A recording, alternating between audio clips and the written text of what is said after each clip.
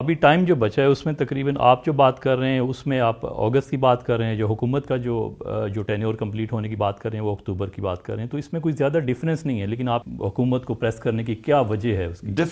Difference یہ ہے کہ پہلے تو انہوں نے قانون کی بالادستی، رول آف لا کی دھجیاں اڑا دی ہیں، یعنی اپنے آپ کو قانون کے اوپر کر دیا ہے، ساری اپنی چوری معاف کروا دی ہے۔ یعنی وہ کیسز جو ان کے دور میں بنے ہوئے تھے، یہ تو پچھلے 2008 اور 18 کے بیچ میں کیسز تھے، وہی اپنے سارے کیسز معاف کروا دیے ہیں۔ شہباز شریف، نواز شریف، مریم، یہ سارے بچ گئے ہیں، زرداری، ان سب کے کیسز ختم ہو گئے ہیں۔ تو اس سے زیادہ ظلم معاشرے میں کیا ہوگا؟ تو اس لیے جتنی دیر یہ جائیں گے، ان کا تو مقصد صرف اپنے کیسز ختم کرنا ہے۔ دوسری بات یہ ہے کہ 2 مہینے اس وقت بڑے دور لگ رہے ہیں۔ آپ کہہ رہے ہیں نا کہ اگست تک، میں تو ابھی کی بات کر رہا ہوں۔ ہمیں تو خطرہ یہ ہے کہ جس طرح آج ہماری اکانومی ٹینک کر رہی ہے، ہمارے $4 ارب کے تو ریزروز رہ گئے ہیں، ہمارے سارے $4 ارب کی تو چیزیں پڑی ہیں پورٹ کے اوپر جو اٹھا نہیں رہے، چیزیں مہنگی ہو رہی ہیں، بے روزگاری، فیکٹریاں بند ہو رہی ہیں۔ ہمیں تو 2 مہینے ان کے گزارتے ہوئے مشکل لگ رہے ہیں۔ میری اپنی پیشن گوئی یہ ہے کہ جو بھی ہو جائے، یہ اب گورنمنٹ مجبور ہو جائے گی الیکشن کروانے کے لیے اپریل میں۔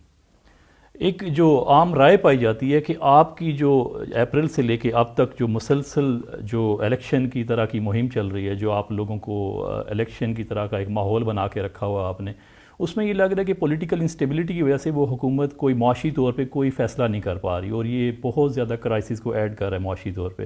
وہ آپ کو بلیم کرتے ہیں کہ آپ انہیں معیشت کے حوالے سے ان سے کوئی تعاون نہیں کر رہے۔ ان سے سوال پوچھیں کہ انہوں نے کیوں گورنمنٹ یہ سازش کر کے ہماری گرائی تھی، جبکہ 17 سال میں آپ پاکستان اکنامک سروے اٹھا کے دیکھ لیں، 17 سال میں جو سب سے بہترین معاشی پرفارمنس کسی حکومت وہ ہماری تھی۔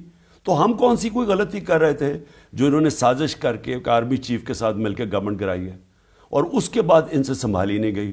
میں نے جنرل باجوہ کو، میں نے اور شوکت طرین نے واضح طور پہ بتایا تھا کہ اگر آج آپ نے پولیٹیکل انسٹیبلٹی کاز کر دی یہ سازش کامیاب کرنے کے لیے، یہ سنبھالنے سے کوئی بھی نہیں سنبھال سکے گا، اور وہی ہوا۔ ان سے سنبھالی نہیں گئی، مارکیٹس نے ان کے اندر جلدی سے کانفیڈنس لوز کر دیا، یہ اپنی چوریاں اور NRO 2 لے رہے تھے، ملک کے اندر کیوس آنا شروع ہو گیا۔ تو آج ذرا بزنس مین سے تو پوچھیں کہ یہ کیا ہماری وجہ سے ہوا ہے، یا انہوں نے آتے ساتھ ہی مارکیٹس کو یہ ایک اندازہ ہوا کہ ان کے پاس تو روڈ میپ ہی کوئی نہیں ہے، روڈ میپ تو NRO 2 تھا، تو انہوں نے آ کے جو کیا ملک کے ساتھ۔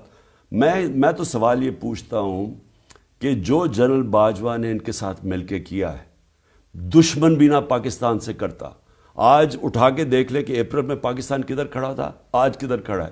یہ پولیٹیکل انسٹیبلٹی سے نہیں ہوا۔ میری دفعہ 3 انہوں نے لانگ مارچز کی تھی، 3 دفعہ لانگ مارچز کی تھی، سارا وقت انہوں نے ہماری گورنمنٹ کی تنقید کی، اس کے باوجود ہم ترقی کر رہے تھے۔ آپ کا ایک بڑا واضح موقف تھا کہ آپ الیکٹیبلز کو نہیں لیں گے۔ اب آپ کی ایک کیو لیگ کے ساتھ آپ نے مرجر کیا، آپ کو لگتا ہے یہ آپ کی ترجیحات تھیں جو لوگوں کو لینے کی، کیا اس میں کوئی واضح تبدیلی کا اشارہ ہے یہ؟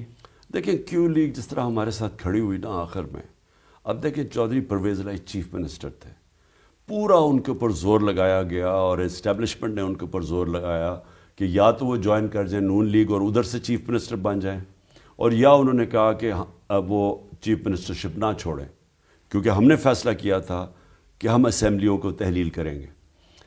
تو وہ جب ہمارے ساتھ کھڑے رہے اور انہوں نے اتنی وفاداری دکھائی، تو پھر ان سے تو ہم نے وفاداری واپس دینی تھی ان کو، اور وہ یہ ہے کہ وہ ضم ہو جائیں گے اور وہ ہماری اب پارٹی کا حصہ بن جائیں گے۔ طالبان کے حوالے سے آپ کا بڑا ایک واضح موقف رہا ہے کہ آپ ان کو انگیج کریں، ری ہیبلیٹیٹ کا آپ نے بار بار ان کو کہا کہ ان علاقوں سے لائیں تاکہ ڈس آرم ہونے کی بنیاد پہ، لیکن اب آپ نے دیکھا کہ ایک دم سے دہشت گردی کے واقعات میں اضافہ دیکھنے میں آیا۔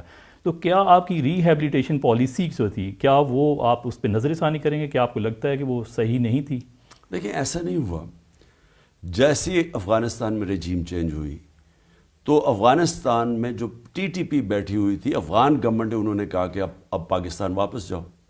پچھلی جو غنی حکومت تھی وہ ان کو پیٹرنائز کر رہی تھی، ادھر سے یہ حملے کرتے تھے پاکستان میں۔ جب یہ دوسری گورنمنٹ آئی، انہوں نے کہا واپس جاؤ۔ اب جب انہوں نے واپس آنا تھا تو پاکستان کے پاس کیا راستے تھے؟ 2 راستے تھے نا، یا تو ان کو 40,000 لوگوں کو جن کو فیملیز اور یہ فائٹرز تھے ان کو کھڑا کر کے تو گولی مار دیتے، اگر وہ نہیں کرنا تھا تو ان کو ریہیبلیٹیٹ کرنا تھا، اور یہ ساری پولیٹیکل پارٹیز آن بورڈ تھی اس کے لیے کہ ہم نے ان کو ریہیبلیٹیٹ کرنا، اور ریہیبلیٹیٹ کیا ہی نہیں۔ وہ آئے اور یہ ایک دم نہیں ہوا، یہ آہستہ آہستہ جب ان کو وہ لوگ آنا شروع ہوئے، کوئی ان کو کوئی ریہیبلیٹیٹ نہیں کیا، ان کے اوپر کوئی توجہ نہیں دی، ان کے اوپر کوئی پیسہ نہیں خرچ کیا جو ہم نے پیسہ کیا تھا، ہوا کیا کہ اب آہستہ آہستہ وہ بڑھنا شروع ہو گئے. اور وہی جو ہمیں خوف تھا کہ یہ جب واپس آئیں گے تو اگر آپ نے ان کے لیے توجہ نہ اس کے اوپر دی تو پھر آہستہ آہستہ جگہ جگہ شروع ہو جائے گی دہشت گردی. وہ شروع ہو گئی ہے. آپ کی نئے جو آرمی چیف ہیں ان کے ساتھ کسی قسم کا آپ کے روابط قائم ہوئے ہیں؟ آپ کے صدر عارف الوی کے ذریعے کوئی آپ نے رابطہ قائم کیا ہے؟ کوئی آپ کی کوئی نئی ورکنگ ریلیشن شپ کیا ہوگی آرمی کے ساتھ؟ دیکھیں ہماری تو کوئی اس وقت ریلیشن شپ نہیں ہے.